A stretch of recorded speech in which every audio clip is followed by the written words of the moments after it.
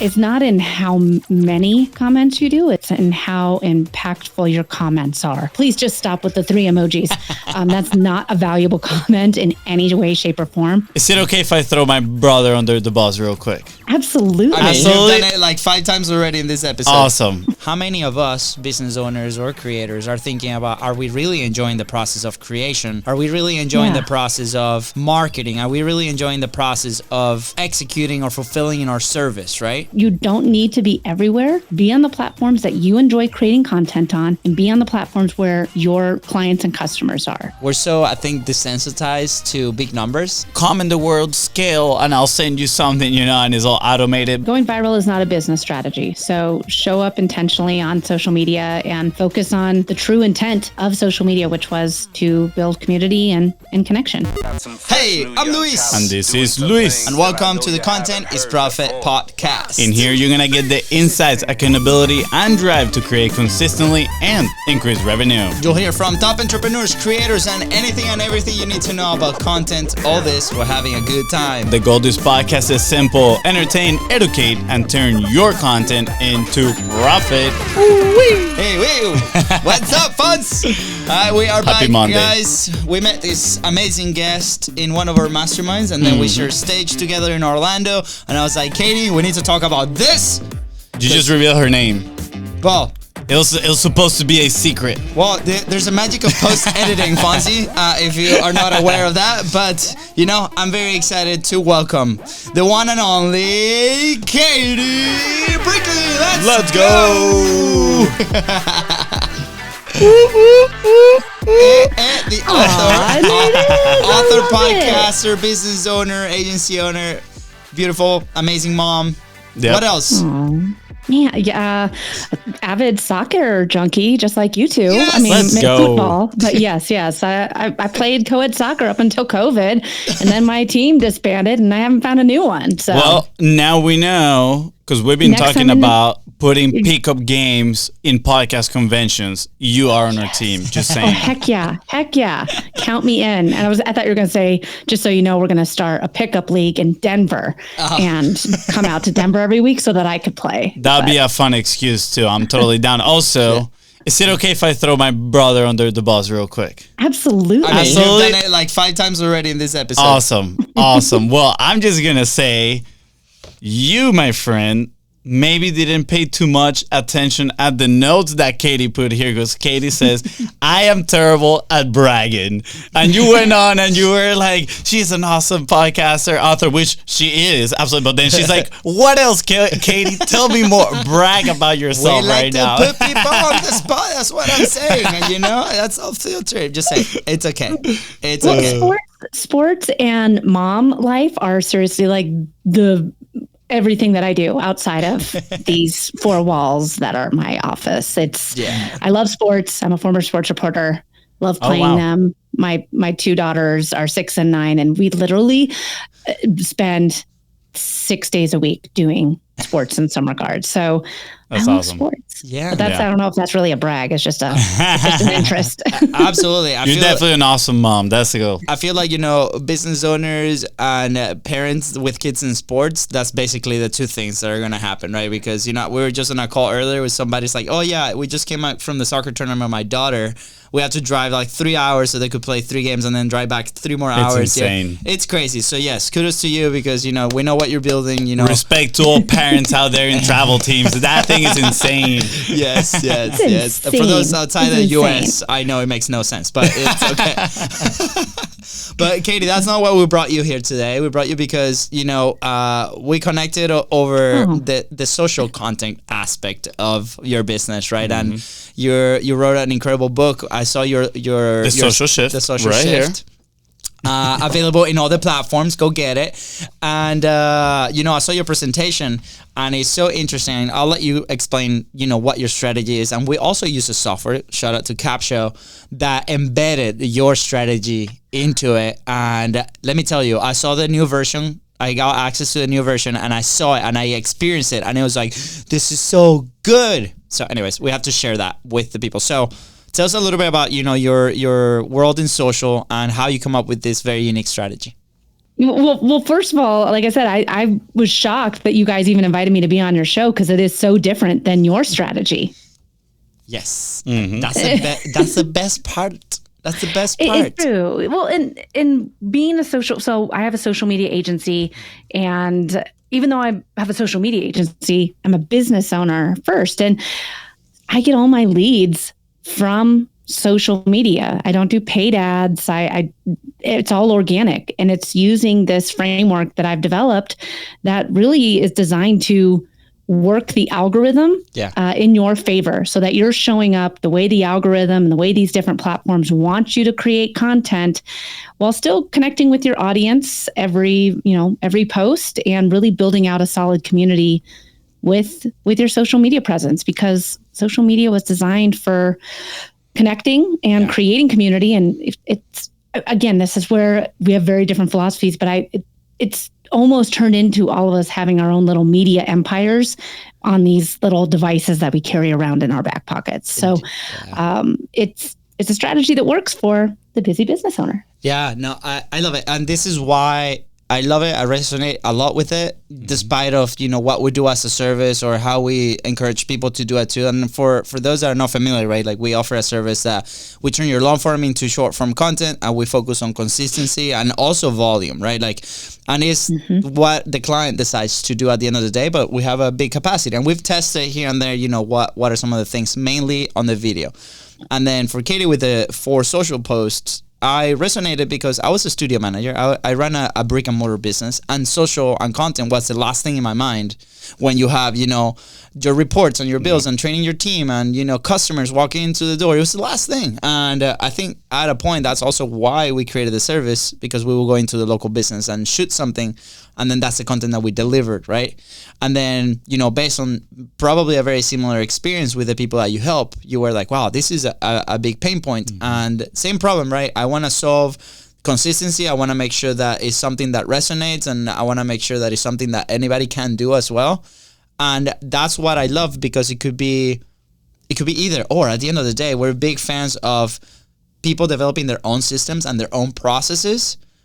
Ours is not the solution to most people, right? And yours, it might not be the solution for somebody else as well, but they both can work also together, and how I envisioned it was like, man, like we also work with people that they gave us like their long form content, and they want all these clips and different things for different platforms, but there's still a layer of content that the creator needs to be involved with, right? They need to be putting stuff out there. They might need to be involved in stories. Like if they want that real engagement with people, we believe that creator needs to be involved. And that's when your strategy comes in, and it's all awesome because it's another vehicle that, apart from your safety net of consistent content, if you want high volumes, that's something that you appreciate. Then if you, sprinkle Katie's strategy on the top, you're going to have a very strong social presence. And that's why I like it, even though, from face value might be completely opposite.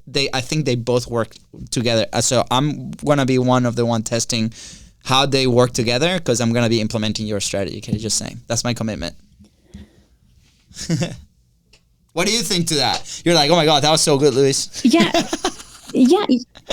No, no. And I think that's the thing, is if this strategy is designed so that if you are wanting to put, if you want to do this strategy 4 times a day, you can, if you're crazy, like you guys. But if you want to post less and only post 3-4 times a week, you can use this strategy and it still works. So it's really designed. It's designed to not only, use these different platforms in the way that these platforms want you to create content.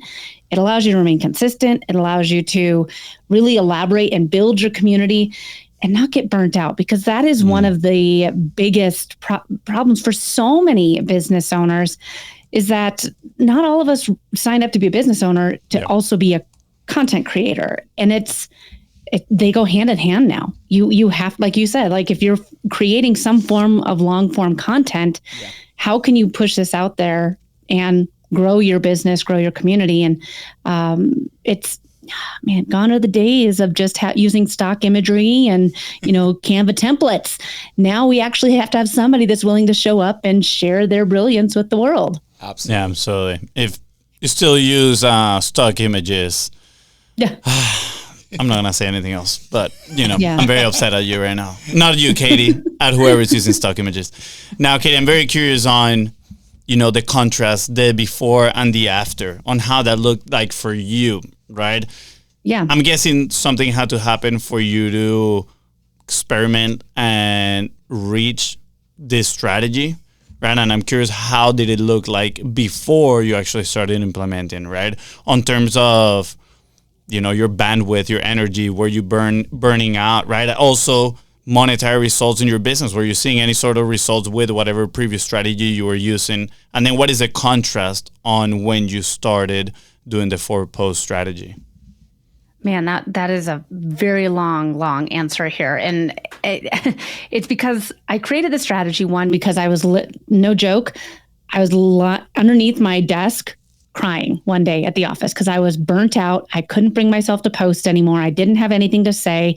My business wasn't scaling. I was having to pay bills.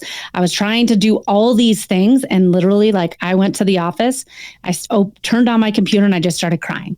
And I didn't know where to even begin. And I knew I needed to post on social media if I wanted to get more clients. But it was just this giant snowball of, I don't know what to do, but I know I have to do it. And I don't want to do it. I don't want to share, I don't want to do a talking video with myself, wearing different wigs and stuff. I don't want to do that. Yeah. I don't want to, go and dance and do all the, that's not me. Now, we've had the opportunity to hang out IRL before. And I'm pretty outgoing in real life. I am pretty silly, but I really have a hard time doing that alone in a room. It's just not who I am. I am a geriatric millennial, a term that I hated at first, but now I'm kind of oh, okay, I'll take it. So it's people that are born between, I think, 1978 and 1983. And essentially we grew up alongside of the internet. I remember typing DOS commands into my computer. I remember, using a floppy disk, so I mean, social media didn't come out till I was literally almost done with college. So it's weird for me to navigate what I'm doing at every moment of the day, every day. Yeah. My cousins are on Snapchat and they just take pictures of their foreheads in the ceiling and send it to all their friends. I'm what is this? And it's oh, streak. I don't get it. But I mean, this is where I get that it's hard to show up on social media. And especially too, if you're a little camera shy, it can feel just like a giant dread, but you have to do it. You have to. And how can you do it? How can you build this community and how can you grow your business without necessarily having to show your face every day, all day? And there's different ways to create content on these platforms. I guess kind of last thought on this is that, during COVID is when TikTok really took off because we all had nothing better to do. Yep. And so TikTok took off, short form video took off. Then, Instagram Reels, they came in and everyone had to be doing Reels. Well, as a social media agency owner, I have access to a lot of different social media accounts. I can see different algorithms. I can see different feeds. And one of the things I noticed was how different all of my clients' feeds were. And that's when I really started thinking about, okay, all of us have different feeds. We're being shown different content because we're all consuming a different way. We can't just be relying on these algorithms to be okay, well, Katie posted again because Kim might not look at a single image post on Instagram. She only sees reels anymore. Yeah. So it really allowed me to think critically about how really you can show up effectively on each social media platform while not burning out. Yeah. I think that's super important. And I think over the last couple of months, I've seen a trend also on bigger creators, especially YouTubers that are feeling it, where it's well, we're in this rat race of creation, constant creation, and they're content creation is a new 9 to 5. They're feeling very overworked, right? And this is full-time creators let alone they don't run a business, right? So imagine for a business owner, it could be a small, medium, or even a large business owner. It could be like really changing, balancing all that. So the trend that we've seen is people just going more real, less production value, but more value over the message, which is something that we've said since day one that we started the show 4 years ago, like quality of the message over quality of the production 100% of the time. And one example was one of the latest interviews with, Ali Abdal and Jay Klaus. Like at least it says, look, like this is going to be a new format that we're going to be doing is like uncut conversation. And if somebody gets value of this, great. If somebody doesn't, that's great too. This is between us, and I hope people do that. And I literally watched the whole thing, and it was very valuable because it was a topic that we're actually like considering doing. And I think that's the direction that a lot of creators are going. Even Mr. Beast did just a 10-minute video lately that it was one shot. Obviously, high production. They have 50 different cameras, but it was like one shot. So the planning on that or the execution was minimal compared to other videos that they've done in the past. So as a creator and as a business owner, I think today more important than ever. I mean, you have also private lives that we live. We're just talking about the kids and soccer and all this. How do we can create a system with our resources or our team members that we might or might not have that we can still be consistent and get the results? And speaking of results, Katie, what are some of the things that you started noticing when you started executing on your strategy, or some of the wins that maybe your customers have had with this strategy? Yeah, I think that, but please don't do what I did. But like I said, I was crying at my computer. Don't do that anyways. But I mean, I didn't want to post. Yeah. And this is really hard when you have a social media agency. And so for a whole month, I only did 3 posts on social media, but it was my best month in profit ever. Again, don't do what I did, but this is when things really clicked for me of, well, wait a second, how am I showing up? How am I building my community, and what value am I giving? Yeah. And everything turned into a theme. So without, going too far down this rabbit hole, is what is the big takeaway that you want? What's the big action you want people to take? Is it to follow you? Is it to sign up for your email list? Is it to listen to your podcast? What is the big action you want them to take? And how are you going to use your content to get them there? Because nobody goes to Instagram to listen to a podcast. They just don't. They go to Apple or Spotify or Good Pods or whatever.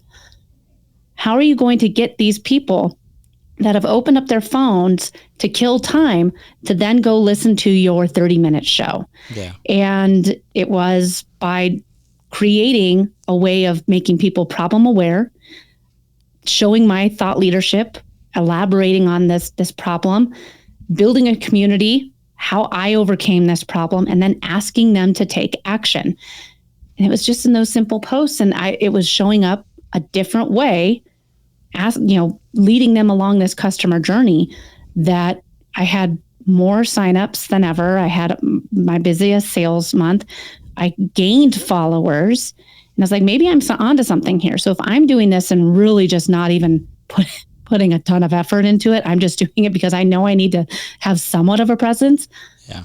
What would it be like if I actually applied this with a strategy? And it all changed. So cool. So cool. Yeah.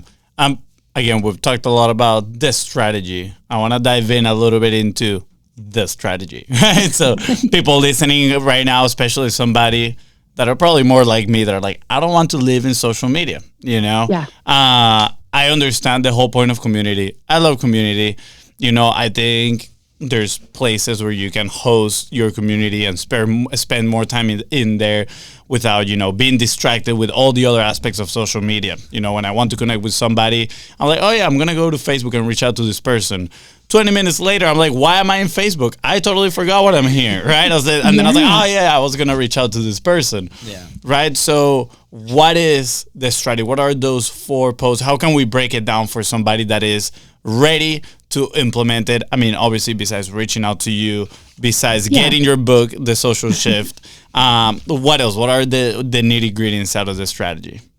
Well, and Fonzie, I think that too, with this strategy, it's designed to eliminate a lot of the stress and the overwhelm. But our good friend, Alex Sanfilippo, he and I did a training together and he implements it. And I think he has one of the strongest communities online out there. And he doesn't, man, that guy, for being, a millennial, he has 0 apps on his phone. He has doesn't even have email on his phone. It's insane. He has an Apple, but he doesn't it's crazy. I think that I'm not saying that social media is evil. Obviously, it's fantastic, but with the way that we've just gotten into this rat race, I think that so many people are getting burnt out, and then they're abandoning social media altogether for their business and saying, it doesn't work. Yeah. And so one of the very first things before we even get into the strategy, I think that you need to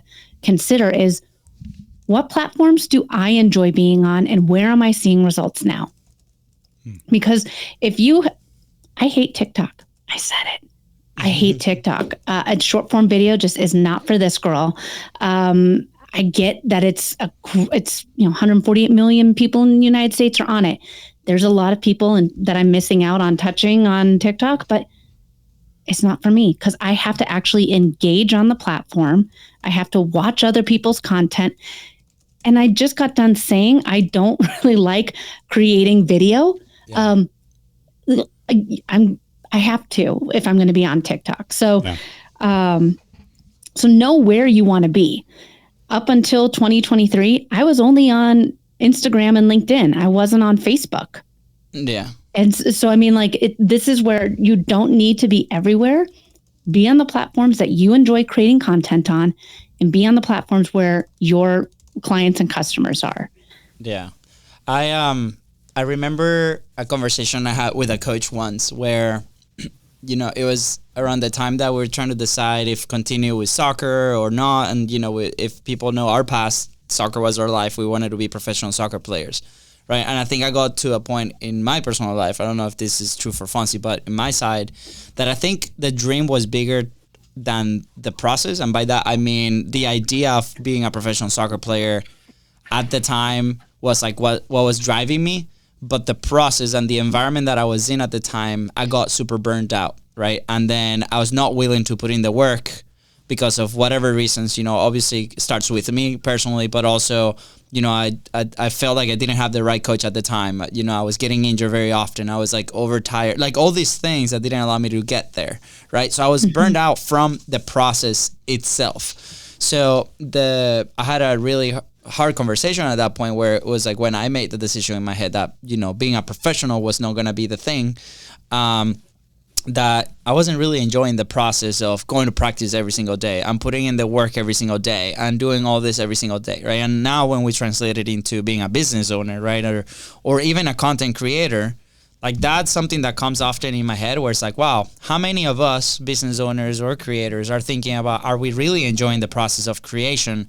Are we really enjoying the process of marketing? Are we really enjoying the process of, executing or fulfilling in our service, right? And I think most of the answer to that, might be surprising for a lot of people, because when we do an honest assessment of those elements, we might find some things that we don't enjoy 100%, including the creation, right? We just follow advice that we see on social, that we see on YouTube, that we see experts on stages speaking about, you need to be on whatever platform. Like you just said, you hate TikTok. I don't enjoy TikTok either. It's mostly not on my phone. And, on our side, we've been able to, we call it the safety net, where it's one piece of content that serves, for multiple platforms. That's what we put in there.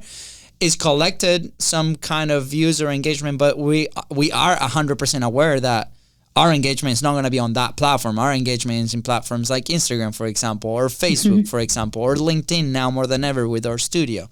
So, and I think being completely honest with are we actually enjoying the process of this? This is how we can make it sustainable. Because guess what? Even if you delegate whatever that you're doing for that and you have team members in that, we have to have some level of involvement to be able to give feedback, to be able to, have our meetings, conversations, and improve in the process, right? So that point, I love that you bring it on, because I think a lot of people don't see it until they're deep in it, and they're like, oh, my life around this is falling apart, and I don't know why. Well, it might be because of that exact same reason that we're talking about today. Well, Luis, I think too, you think about it, and the big creators typically have one main platform where they have the majority of their followers, and they're producing the highest quality content. And I get it. There's schedulers out there. I mean, for crying out loud, Meta makes it all. So all you have to do is toggle a little button so you can share across platforms. But, all of these platforms were created with their own purpose and their own identity and their own culture. If you're copying and pasting the content across all the platforms, you're missing out really on creating a community and maximizing the way that the platform wants you to create. And I get with short form video, it's a little bit different, but hear me out on this. The culture between TikTok videos, Instagram videos, and YouTube shorts is very different. Yeah. I mean, you'll see an Instagram video or like a trending kind of reel on Instagram, and people on TikTok are like, that was cool like 2 months ago. Like, here's Instagram being late to the party again. And again, it's because there's that different culture. It's a different way of creating. So you can't just create a piece of content and press it out there and be like, yeah, here it is. I did it. Now everyone sign up to work with me, because there is a different way of creating and cultivating that community. Yeah, absolutely. Yeah, 100%. My challenge in there is I would say the engagement that is needed, right? In a way, like people are always like, oh, you got to engage. And I'm like, I love engaging with people. I love talking to people. But at the same time, I'm not the biggest fan of just like scrolling, and then I turn into, this turns into the scroll of doom. Yeah. And, 3 hours later, I'm like, what am I doing here? Who am I? The existential crisis, all these things.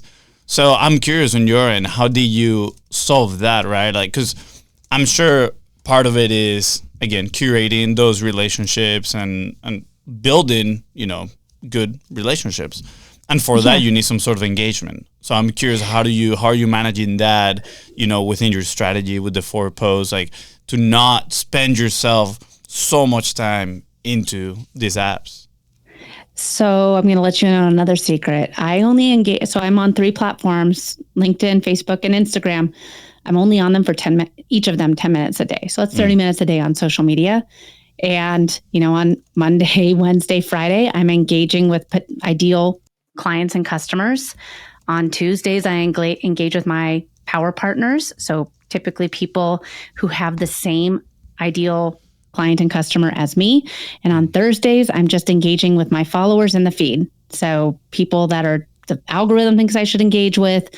And then on weekends, it's kind of here and there, but we're pretty busy. Most of the time it's just in the car when we're going to different sporting events. And I'm like, I'll go ahead and pop on into Facebook or whatever. So you pretty much have like this is where, again, I'm very schedule cognizant of the time that I'm spending on these platforms. Yeah. Yeah. So, all right. Very tactical question, right? Is it on your phone? You'll be like, okay, this is my Instagram time. You go to your Instagram app. Do you use a software to do this, right? I love the idea of time blocking. I've executed it, not successfully, for a long time. There we go. Love it. Yeah. Yes. Okay, for those listening right now, she's showing like this cube that has a ton of like a timer on each of the sides and it beeps. So yeah, that my Apple Watch, I have it, right? So I've been successfully been able to do it with email. I've successfully been doing it with DMs on an app called Texts that Fonzie discovered for us, which is great. And then, but now my next level is the engagement on social. So, but I know, tools and tactics and things, are exciting for many people. So what, do you go on your phone, or is it a special app that compiles everything for you? Like, how do you do it? Yeah, I think that with having the different tools, like there is a great tool called $1.80 for Instagram. That one's a good tool. It's kind of built off of the Gary V, give 90 people your 2 cents. Yeah. That's a good tool. But honestly, I just go in. I have a real high tech Google sheet of different hashtags that I need to engage with for ideal clients. And then like I know, like on Instagram, you can have the different like lists. And so I have my list of close friends, which are my power partners. And so I just go into my close friends, engage with them. But I mostly just do it on my desktop because I can get both, all 10 digits going and engage quicker with more people that way than doing it on my phone and getting both thumbs going. I mean, really, it's not in how many comments you do, it's in how impactful your comments are. Yeah. So gone are the days of the 3 heart emojis or the 3 fire emojis for, God's sake, please just stop with the 3 emojis. That's not a valuable comment in any way, shape, or form. Like, just read the caption or look at the picture and comment on the picture. It's crazy, be social. And it works wonders when you do that. Yeah, absolutely. Now, I love this because it's so accessible for a lot of people. I think, it goes hand in hand with, what we've been leaning on everybody needs their own system, right? And I think like this is a roadmap for people to at least start grabbing some of that. I think so far we've talked about, it's not obviously about the volume, it's about the value of what we share as well. Obviously, go check out, we're going to put all the links right below so you can, dive deep into Katie's strategy of the 4 posts. It's literally four posts a week. Yeah. Definitely get her book. Blocking the calendar for your social engagement, just be intentional with your engagement, right? It doesn't have to be 3 hours of doom scrolling. Look at the pictures. What are the people? Katie shared the list of, the close friends, the power partners, right? The people that you really want to connect with, what we call, and you can create lists on Facebook too. Exactly. So you can, I like that. For me, I see it as creating constraints within the objective that you want to create, right? Or rather than, okay, I have to engage, set up the timer for 20 minutes, which is one constraint, and then just go to Facebook and be like, all right, let me figure it out here. Because then you have more variables that can cause a lot of distraction, right? You have your feed for once that is going to cause a lot of distraction. Maybe you see, I have a lot of notifications or messages I haven't read. But if you have, the constraint of the timer, and then you also have a constraint of, a specific list feed, right? Curated feed that you have to go through, it's going to help you kind of like stay on your lane and actually execute on that. So I love that. I love the fact that you place these constraints around your own processes. Katie, sorry, go ahead. Sorry, Luis. No, I was going to ask about the transition, right? Because people are like, okay, great. I know, the amount and the things that I got to post every single week. I know that I have to put in time and engage with the people that are engaging with my content or that I want to proactively seek, right? Now, how do we transition? What has been maybe some of the successful case studies that you've seen with your agency, maybe with yourself, where like, okay, it's from post to comment to invite to a DM, into a call, and to a service. Like, what's that path that you've seen? Or maybe it's to a low ticket offer and then there's a funnel on the back end. What are some examples that you can share with us specifically that people have had success with this? Yeah. And I think that too, hopefully everyone kind of feels a little bit of a sigh of relief of how they have to show up. This system is designed to the whole content. I mean, I'm kind of putting both of us out of a job here, but the whole system is designed so that it takes you about an hour a week to create the content. Yeah. And then the rest of the time that the content is being, has been created, that you would typically be spending creating content for just engaging and building community. So some of the people that, have started implementing the 4-post strategy, one, they get their time back, which is the most important thing as somebody that's a business owner. But some people have seen like an 1,100% increase in, reach in the first, since they started implementing it. And then another person saw like 250% increase in engagement since they started implementing this. So more people are engaging, more people are seeing your content. And again, it's kind of taking control back over the algorithm and using it in your favor. Like, all right, I know that I want to I launched the podcast production division of my company in early 2024, and I want more clients that need help with that. So how am I going to get more clients in? And it was by posting valuable content, making people problem aware that they were struggling with this, elaborating on some of my best tips, building community on how I did this, and then 4, asking people to take action, asking them to leave social media to go one step further with me. And I mean, that's just for sales calls. But if you want people to listen to this show, I mean, we're having this conversation right now, but we don't know who's on the other side, who's listening. Wouldn't that be awesome to know who's listening? Well, if you have in your action posts, ask people to do #podcast, now you can see, okay, these people have given me public access to slide into their DMs. They have said, Katie Brinkley is welcome in my DMs, general public. So it's not weird for you to go in there and say like, hey, Fonzie, I saw that you, commented podcast. Here's the link. I'd love to know what you think of the episode. Afterwards, I could, a week later and be like, hey, what was your biggest takeaway? Did you like it? What do you think of Joe Schmo? I can actually have a conversation with my listener. How cool is that? And it's when you ask people, to leave a comment on your post, it's way better than sending them to the link in your bio or just, saying like a link is in the comments. I mean, you're not going to, maybe you'll have 8 people that comment #podcast or whatever, but it's 8 people that you can then go and nurture. You can, where are you at with your business? Yeah. Have you been a regular listener to the show? Do you want to start a podcast? Have you ordered the book? Whatever. You can actually talk to some of your biggest fans. Yeah.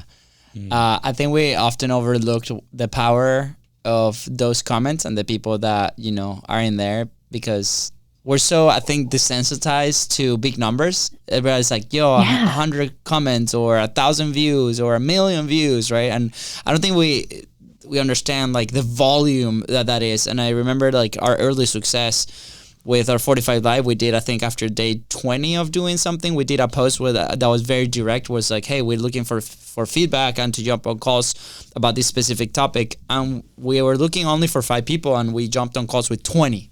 And that changed and designed a service that we've been sailing for the last 4 years, which has been crazy, right? Yeah. And it was, we're looking for 5, right? And, in that video with Jay Klaus and Ali, I just have it so fresh.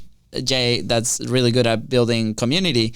He says, you only need 5 people, right? And that's it. Like that's what it takes to grab traction. I think people just overlook that and go for those big numbers without realizing there's so much potential in those, smaller numbers or smaller connections or intentional conversations that we can have every day. So people are consistently chasing that virality. And I like how you put it, desensitize, to these numbers, because that's what you mostly see when you're scrolling, right? You see more of that bigger content that gets hundreds and hundreds of DM comment the word scale and I'll send you something and it's all automated, but like you said, there's power in the conversation. So just invite people to open up the conversation, whether that is 1, 2 people, and again move on from there. Conversations are opportunities at the end of the day.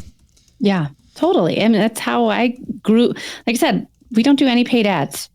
Yeah. And we've grown. I have a team of 8 now. Wow. It's awesome. It was I was a solopreneur working from my couch, on nights, weekends, and on nap times when I first started this. And now I have an agency, and it was all using organic strategies that I now teach on. So awesome. So guys, if you're listening to this, we might be in the CEX conference, so we're going to be speaking there. If you guys want to find out more about those topics, and obviously Katie's book, all the link is going to be like right below. Katie, thank you so much for coming on today. It was so great. Like I said, on paper, our both strategies seem like very opposite, but at the same time, I think they both complement each other based on resources and capacity. I think to solve a big problem that a lot of business owners have. So this is so awesome. So I encourage people, go find out more about Katie and what they do and the agency, and hopefully this has been helpful. Katie, is there any last thoughts that you have? Going viral is not a business strategy. So show up intentionally on social media and focus on, the true intent of social media, which was to build community and connection. Absolutely. Fonzie, any last thoughts? Thank you, Katie. I appreciate it. This was absolutely amazing. I'm definitely going to look further into this, try to dive into it, and remove myself and buy myself a dumb phone. Guys, with that said, thank you so much for tuning to the Contents Profit podcast. Go ahead and follow the show in your favorite podcasting platform and on social media at The Beast Bros Co. That is Ryan and Katie here, help you achieve inner peace by removing yourself from social media. Please don't forget to share this episode and leave a 5-star review. See ya. Bye, guys.